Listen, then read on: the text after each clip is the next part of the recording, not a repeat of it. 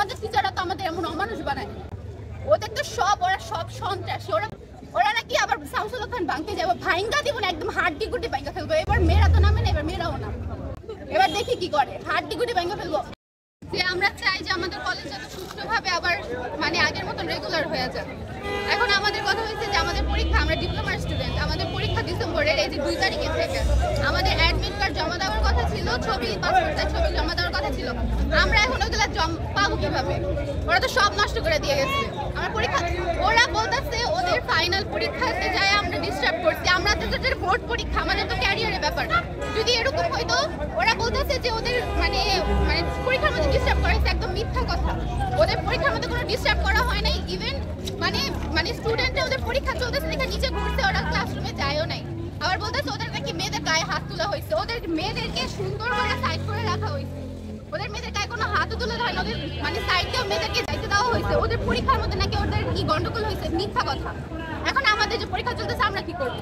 ওদের তো নাইলে ওরা পরীক্ষা দিতে পারতেছে। এখন আমাদের যে পরীক্ষাগুলো চলবে, এখন পরীক্ষাগুলো দিব কেমন, কোথায় দিব পরীক্ষা? আর আমাদের তো বোর্ড পরীক্ষার সামনে, আমরা ডিপ্লোমার স্টুডেন্ট, আমাদের তো বোর্ড পরীক্ষা 2 তারিখে, কিন্তু আমরা ওগুলো কেমনে দিব? আমাদের এখান থেকে হচ্ছে কি আমরা টিভিতেই দেখছি, ফোনেই দেখছি, কারণ আমাদের মেয়েদেরকে এখানে আসতে একদম নিষেধ করা হচ্ছে। এখানের অবস্থা অনেক খারাপ ছিল। ইভেন কোনো পুলিশ, কোনো আর্মি তখন ছিল না। পুলিশ ছিল, কোনাপাড়া স্টেশনে দাঁড়া ছিল। আমাদের আমরা পুরো ইনসিকিউর ছিলাম এখানে, এর জন্য আমাদেরকে আসতে দেওয়া হয়নি, শুধু ছেলেরাই আসছে।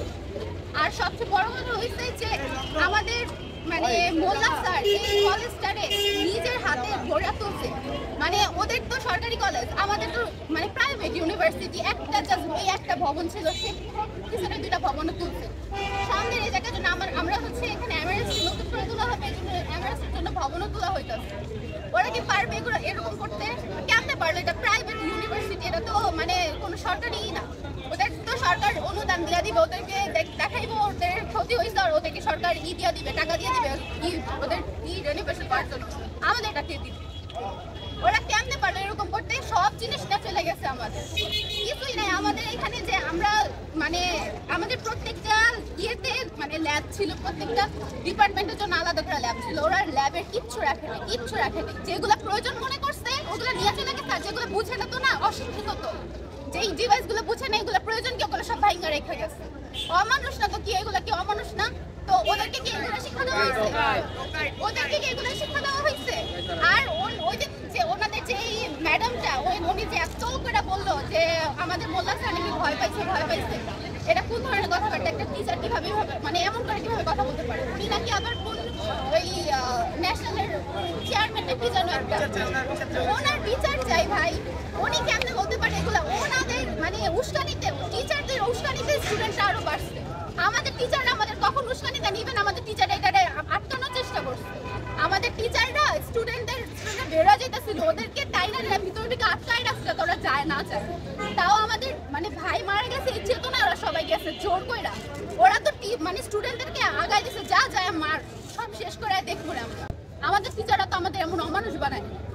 ওদের তো ওরা সব সন্ত্রাসী। ওরা গুলি নিয়ে আসে কেমনে প্রতিষ্ঠানে? স্টুডেন্টের হাতে কেন বন্দুক থাকবে?